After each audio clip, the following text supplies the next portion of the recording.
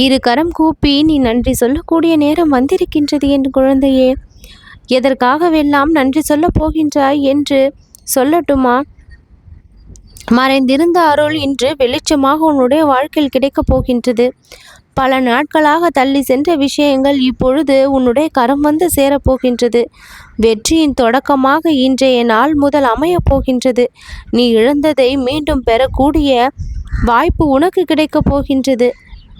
நான் தரப்போகின்ற அந்த உயர்ந்த விஷயங்களை எல்லாம் நீ தவிர்க்காமல் பெரும் தகுதியை பெறுவாய். என்னை அழைத்தவுடன் உனக்கான அருள் உன்னை வந்து சேர்ந்துவிடும். ஒவ்வொரு உதவி குரலும் உனக்கான உதவியை என்னிடமிருந்து உனக்கு பெற்று தந்துவிடும்.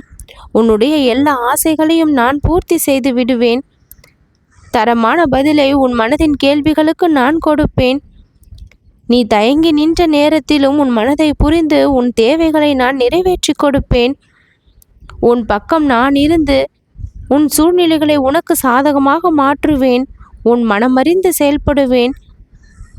உன் அருகில் இல்லாமல் ஒருபொழுதும் இருக்க மாட்டேன். உன் மனதை நான் புரிந்து கொள்வேன். ஒவ்வொரு திருப்பமாக இனி உனக்கு கிடைத்து கொண்டே இருக்கும். இப்படி பல நல்ல விஷயங்களை உன்னுடைய வாழ்க்கையில் இன்றைய தினத்தில் நான் கொண்டு வந்து சேர்த்து இரு கரம் கூப்பி நீ நன்றி தெரிவித்து அந்த நன்றியை நான் மனமாற ஏற்று மகிழ்வேன். ஒரு சிறிய விஷயம் உன் வாழ்க்கையில் நடக்கின்றது என்றாலும் கூட அதன் பின்னணியில் பகிரங்கமாக இந்த சாய்நாதனின் அருள் இருக்கும் என்று நீ நம்பினால் உன் மனதில் தோன்றக்கூடிய கவலைகள் எல்லாம் இகனமே அழிந்து போய்விடும். பரிபூரண நம்பிக்கையே அதிக அளவு என் மீது வைத்திருப்பவன் வாழ்வில் எல்லையில்லா இன்பத்தை கண்டவன் என்று உன் மனம் அறிந்தும் இருக்கின்றது. நீ கண்கூடாக பார்த்தும் இருக்கின்றாய். இவர்களுக்கு இந்த பிரச்சனை எப்படி தீர்ந்தது என்று யோசிக்கும் பொழுது அவன் சாய்நாதனுடைய பக்தனாக இருந்து நம்பிக்கையும் பொறுமையும் கடைபிடித்தவனாக இருந்தால் அந்த பிரச்சனையிலிருந்து தானாக வெளிவந்து விடலாம் என்கின்ற உண்மையை ஒவ்வொருவரும் இப்பொழுது புரிந்து கொண்டு வருகின்றீர்கள். நேர்மையோடும் நல்ல பண்போடும் ஒழுக்கத்தோடும் இரக்க குணத்தோடும் இருந்தால் எப்பொழுதும் தலைகுனிய வேண்டிய நிலை ஏற்படாது. இதை மீறியும் சில நேரங்களில் இந்த மாதிரி செயல்களை வைத்து கொண்டும் நீ ஏதாவது ஒரு இடத்தில் அவமானப்படுத்தப்பட்டிருந்தால் அது உன்னுடைய கர்மத்தின் விளைவாக இருக்க வேண்டும். அதன் மூலமாக கூட உன் வாழ்வில் நன்மைதான் உனக்கு கிடைக்கும்.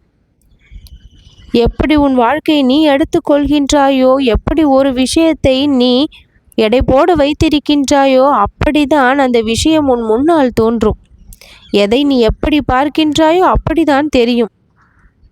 நல்ல மாதிரியாக பார்த்தால் நல்ல மாதிரியாக தெரியும். ஏதோ ஒரு சந்தேகத்தோடு பார்த்தால் குற்றம் குறை இருப்பது போல தோன்றும். தீமை என்று நினைத்தால் அது தீமையாகவே மாறிவிடும்.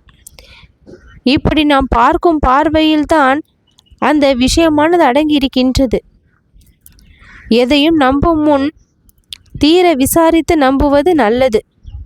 சட்டென ஒரு முடிவை எடுத்து அந்த முடிவு தவறு என்று நினைத்து வருந்துவதை காட்டிலும் முடிவு எடுப்பதற்கு முன் பல முறை சிந்தித்து யோசித்து ஆராய்ந்து முடிவை எடுத்தால் நல்லது.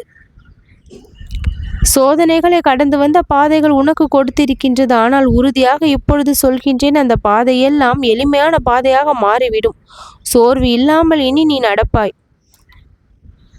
உனக்காக நான் காத்திருந்து அற்புதமான நேரத்தை உருவாக்கி கொடுத்திருக்கின்றேன். எல்லா நேரமும் இனி நல்ல நேரமாக உனக்கு மாறும். நல்லது நடக்கும்.